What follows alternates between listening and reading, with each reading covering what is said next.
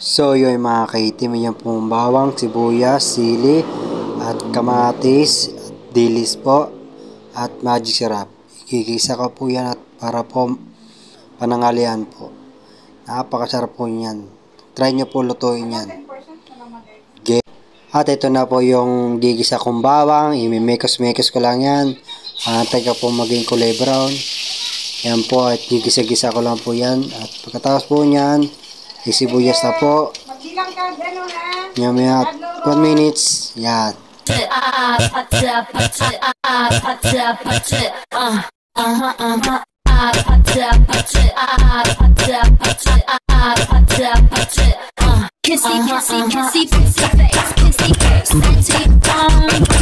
Pagtawas po ng bawang, sibuyas naman po ang igigisa ko para po mas malasa.